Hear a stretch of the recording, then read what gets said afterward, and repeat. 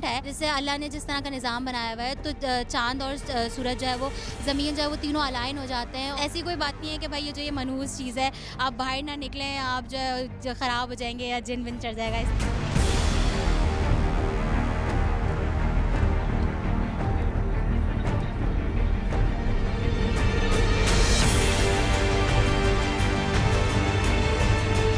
हम लोगों ने पहले से ही 2-3 दिन पहले से हमने प्लान किया होता अपना टेलीस्कोप को सेट करना है, उसका फ़िल्टर कैसे हमने लगाना है। अभी हमने वही टेलीस्कोप से वही पूरा डेटा कलेक्ट किया अपने पास। अब हम उसकी जो है ना एनालाइजिंग करेंगे, फर्दर उसके ऊपर हम एक पेपर पब्लिश करने की कोशिश करेंगे आगे।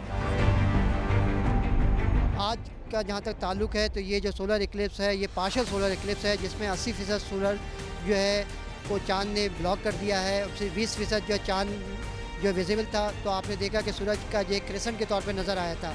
ये तकरीबन 7:35 पे स्टार्ट हुआ था, मैक्सिमम 8:45 पे हुआ।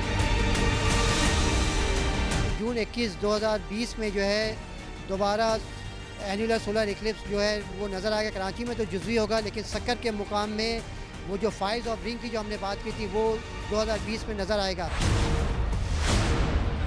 पहले जब 1999 में हुआ था तो ये मुकम्मल तौर पे हुआ था, लेकिन इस बार जो है ये तकरीबन 80% जो है वो 70 to 80% ये हुआ है। तो जैसे इतनी ज़्यादा लोगों की उम्मीदें थी कि बिल्कुल अंधेरा हो जाएगा, इस तरह का कुछ नहीं है। आप जो है ना बायनॉकुलर से या फिर जो है वो ग्लासेस से इसको देख सकते हैं। तो आपको थोड़ा सा जैसे क्रीसेंट मून होता है या 9-10 तारीख का चाँद होता है, तो उस तरह का आपको जो है वो सूरज नज़र आएगा।